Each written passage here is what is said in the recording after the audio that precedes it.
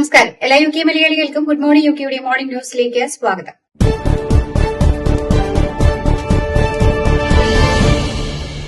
സംഘർഷം രൂക്ഷമായ ഇറാനിൽ അമേരിക്കൻ സൈനിക നീക്കത്തിനുള്ള സാധ്യത മുന്നിൽ നിൽക്കെ ഇറാനിലെ ബ്രിട്ടീഷ് എംബസി അടച്ചു.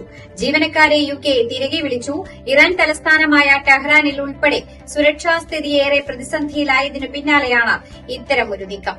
എംബസി ജീവനക്കാരുടെ സുരക്ഷയ്ക്ക് മുൻഗണന നൽകുക എന്ന ലക്ഷ്യത്തോടെയാണ് ഈ തീരുമാനമെടുത്തതെന്ന് യുകെ മന്ത്രാലയത്തിന്റെ വക്താവ് അറിയിച്ചു. മുൻ കൺസർവേറ്റീവ് ഷാഡോ മന്ത്രിയായ റോബർട്ട് ജെൻറിക് റിഫോം യുകെയിലേക്ക് ചേർന്നതായി പ്രഖ്യാപിച്ചു. നൈജൽ ഫാരജിന്റെ പാർട്ടിയിലേക്ക് മാറുവാനുള്ള നീക്കങ്ങൾ നടത്തിയതായി ആരോപിച്ച് കൺസർവേറ്റീവ് നേതാവ് കെവി ബെഡ്നോവ് ജെൻറിക്കിനെ പുറത്താക്കിയതിന് മണിക്കൂറുകൾക്കകമാണ് ഈ പ്രഖ്യാപനം. വെസ്റ്റ് മിൻസ്റ്ററിൽ നടന്ന വാർത്താ സമ്മേളനത്തിൽ നൈജൽ ഫാരജിനൊപ്പം വേദിയിലെത്തിയ ജെൻറിക് തന്റെ മുൻ പാർട്ടിക്കെതിരെ രൂക്ഷമായ വിമർശനവും ഉന്നയിച്ചു. കൺസർവേറ്റീവ് പാർട്ടി രാജ്യം തകർത്തുവെന്നും പാർട്ടി വോട്ടർമാരെ വഞ്ചിച്ചുവെന്നും ജെൻറിക് ആരോപിച്ചു. ജെൻറിക്കിനെ കൺസർവേറ്റീവ് പുറത്താക്കിയതിനെ തുടർന്ന് ഫാരജ് ബെൻഡോക്കിന് നന്ദി അറിയിച്ചു. കൂടാതെ ഇത് തനിക്ക് ലഭിച്ച ഏറ്റവും വൈകിയ ക്രിസ്തുമസ് സമ്മാനമാണെന്നും ഫാരജ് പറഞ്ഞു. അതേസമയം ജെൻറിക് ഇപ്പോൾ നൈജൽ ഫാരജിന്റെ പ്രശ്നമാണെന്നും കെമി ബെഡ്നോ പ്രതികരിച്ചു. ജെൻറിക്കിനെ പുറത്താക്കിയ ദിവസം കൺസർവേറ്റീവ് പാർട്ടിക്ക് നല്ല ദിവസമാണ് എന്നും അവർ പറഞ്ഞു. ഇംഗ്ലണ്ടിലുടനീളമുള്ള കുറഞ്ഞ വരുമാനക്കാരായ ആളുകൾക്ക് അടിയന്തര സാമ്പത്തിക സഹായം ലഭ്യമാക്കുന്ന പുതിയ ധനസഹായ പദ്ധതി ഏപ്രിൽ മുതൽ ആരംഭിക്കും. ക്രൈസിസ് ആൻഡ് റെസിലിയൻസ് ഫണ്ട് എന്ന പേരിലുള്ള പദ്ധതിയിലൂടെ അടുത്ത 3 വർഷത്തേക്ക് പ്രതിവർഷം £1 ബില്യൺ വീതം വിതരണം ചെയ്യും.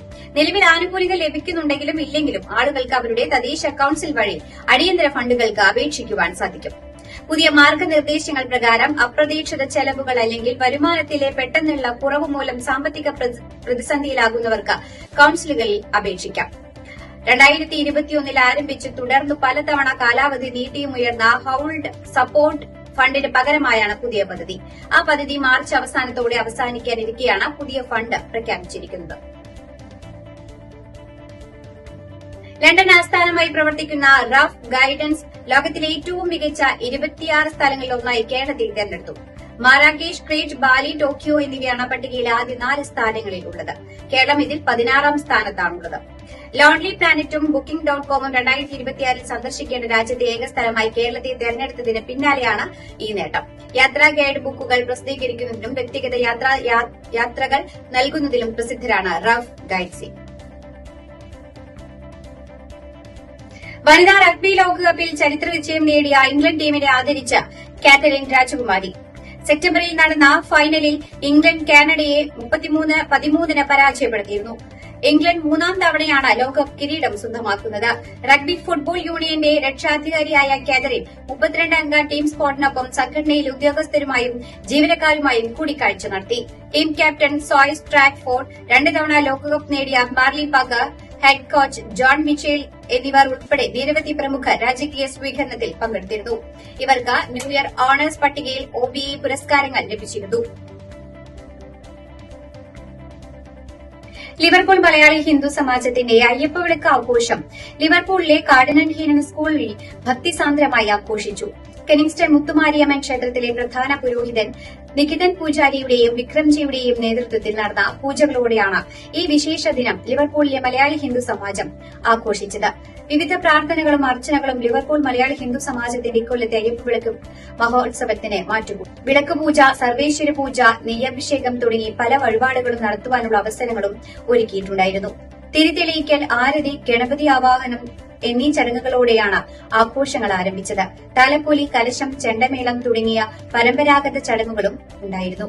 LMH സംഘങ്ങൾ അവതരിപ്പിച്ച ചിന്തുപാട്ടും അർപ്പിത അവതരിപ്പിച്ച ഭക്തി നൃത്തവും അയ്യപ്പവിളക്ക് ആഘോഷങ്ങളുടെ മാറ്റുകൂട്ടി. ലിവർപൂൾ മലയാളി ഹിന്ദു സമാജത്തിന്റെ സ്വന്തം ഭജന സംഘമായ നാദതരംഗിണി ഭജൻസ് യുകെയുടെ അരങ്ങേറ്റവും അന്നേ ദിവസം നടന്നു. പരിപാടിയുടെ മുഖ്യ സ്പോൺസർമാരായ സിയാൻ മോർട്ടേജ് ആൻഡ് ഫിനാൻഷ്യൽ സ്പോൺസർ ചെയ്ത റാഫിൽ സമ്മാനങ്ങൾ വിജയികൾക്ക് കൈമാറി. ശ്രീ മുണ്ടേക്കാട് കൃഷ്ണൻ നമ്പൂതിരി രചിച്ച മധുരമധുരമീ ഹൃദയത്താളം എന്ന ഗീതാവ്യാഖ്യാനവും LMHS കുടുംബത്തിന് മുന്നിൽ സമർപ്പിക്കപ്പെട്ടു. അതിഗംഭീരമായി ഒരുക്കിയ മണ്ഡപം, 18ാം പടി, കൽവിളക്ക് എന്നിവയിലൂടെ ശബരിമല സന്നിധാനത്തിലെത്തിയ അനുഭവം നൽകിക്കൊണ്ടാണ് LMHS അയ്യപ്പവിളക്ക് ആഘോഷം സംഘടിപ്പിച്ചത്. LMHSന് സമർപ്പിച്ച കൽവിളക്ക് സമാജ പ്രസിഡന്റ് സായികുമാർ ഉണ്ണികൃഷ്ണന്റെ ആശയത്തിൽ ഉയർന്ന സമാജം അംഗങ്ങൾ തന്നെ നിർമ്മിച്ചതാണ്. നാദതരംഗിണി ഭജൻ സ്യൂക്കി ആലപിച്ച 18-ാം പടി സ്തുതിയുടെ അകമ്പടിയോടെ നടന്ന പടിപൂജയും ഹരിവരാസനം പാടി അവസാനിപ്പിച്ച പൂജാവിധികളെയും തുടർന്ന് നടന്ന അന്നദാനത്തോടെയാണ് LMHSന്റെ ഈ വർഷത്തെ അയ്യപ്പവിളക്ക് ആഘോഷങ്ങൾ സമാപിച്ചത്. സമൂഹത്തിന്റെ വിവിധ മേഖലകളിൽ നിന്നുള്ള നിരവധി പേർ, കൌൺസിലർമാർ, രാധാകൃഷ്ണ ടെമ്പിളിന്റെ അധ്യക്ഷൻ, മറ്റ് പ്രമുഖ ലിമ പോലെയുള്ള വിവിധ സംഘടനകളുടെ പ്രതിനിധികൾ എന്നിവർ ചടങ്ങിൽ സന്നിധരായിരുന്നു. സർഗം സ്റ്റീവനേജ് മലയാളി അസോസിയേഷൻ മെമ്പറും മുൻ ഇന്ത്യൻ ഓവർസീസ് കോൺഗ്രസിന്റെ പ്രവർത്തകനുമായിരുന്ന ജേക്കബ് ജോർജ് അന്തരിച്ചു. ഭാര്യാമാതാവിന്റെ 1-ാം ചരമവാർഷികത്തിൽ പങ്കുചേരുന്നതിനായി കേരളത്തിലെത്തിയപ്പോഴായിരുന്നു മരണം സംഭവിച്ചത്. ദേഹാസ്വാസ്ഥ്യം അനുഭവപ്പെട്ടതിനെ തുടർന്ന് പത്തനംതിട്ട മുത്തൂറ്റ് ഹോസ്പിറ്റലിൽ പ്രവേശിപ്പിക്കുകയും ചികിത്സയ്ക്കിടെയുണ്ടായ ഹൃദയാഘാതത്തെ തുടർന്ന് മരണം സംഭവിക്കുകയുമായിരുന്നു. പത്തനംതിട്ട മാക്കാംകുന്ന് അമീജിയോ ഭവൻ കുടുംബാംഗമാണ്. ജീവകാരുണ്യ പ്രവർത്തനങ്ങളിലും ആത്മീയ കാര്യങ്ങളിലും സാമൂഹ്യ പ്രവർത്തനത്തിലും സജീവമായിരുന്ന ജേക്കബ് ലണ്ടനിലെ ഹോൺസ്ലോ സെന്റ് ജോൺസ് മാർത്തോമ പള്ളിയിലെ അംഗമായിരുന്നു. കേരളത്തിലെ 4 പുതിയ ട്രെയിനുകൾ പ്രഖ്യാപിച്ച ഇന്ത്യൻ റെയിൽവേ പുതുതായി പ്രഖ്യാപിച്ച അമൃത് ഭാരത് ട്രെയിനുകളിലെ 3 സർവീസുകളും ഗുരുവായൂർ തൃശൂർ പാസഞ്ചറുമാണ് കേരളത്തിന് പുതുതായി ലഭിക്കുക. അടുത്തയാഴ്ച തിരുവനന്തപുരത്തെത്തുന്ന പ്രധാനമന്ത്രി നരേന്ദ്രമോദി 6 പുതിയ ട്രെയിനുകൾ ഫ്ളാഗ് ഓഫ് ചെയ്യും. കേരളത്തിന് ലഭിച്ച 4 ട്രെയിനുകളും തമിഴ്നാട്ടിൽ അനുവദിച്ച 2 ട്രെയിനുകളുമാണ് മോദി ഫ്ളാഗ് ഓഫ് ചെയ്യുക.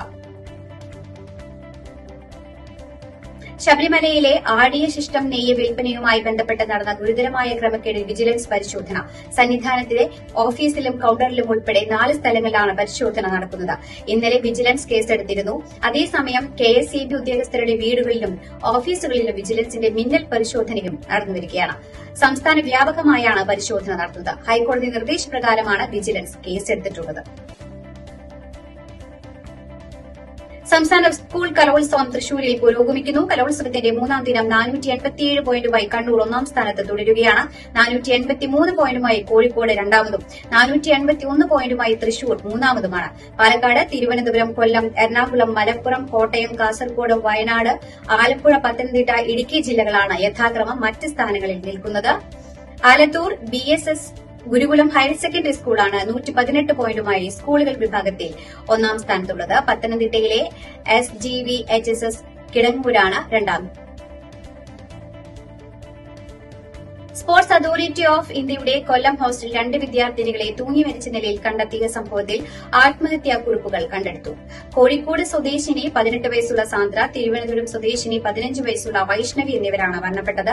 വൈഷ്ണവി കബഡി താരവും സാന്ദ്ര സ്പ്രിംഗ് താരവുമാണ്. സാന്ദ്ര 4 വർഷം മുൻപും വൈഷ്ണവി 1.5 വർഷം മുമ്പാണ് സായി ഹോസ്റ്റലിലെത്തിയത്. ഇരുവരുടെയും പോക്കറ്റിൽ നിന്നാണ് ആത്മഹത്യാക്കുറിപ്പ് പോലീസ് കണ്ടെത്തിയിട്ടുള്ളത്. വിദ്യാർത്ഥികളുടെ മരണത്തിൽ അന്വേഷണം ആരംഭിച്ചതായി പോലീസ് അറിയിച്ചു. ഇതോടുകൂടി വാർത്താ ബുള്ളറ്റിൻ ഇവിടെ അവസാനിക്കുകയാണ്. എല്ലാ പ്രേക്ഷകർക്കും നല്ലൊരു ദിനം ആശംസിക്കുന്നു. കൂടുതൽ വാർത്തകളുമായി നാളെ കണ്ടുമുട്ടാം. എല്ലാവർക്കും നന്ദി, നമസ്കാരം.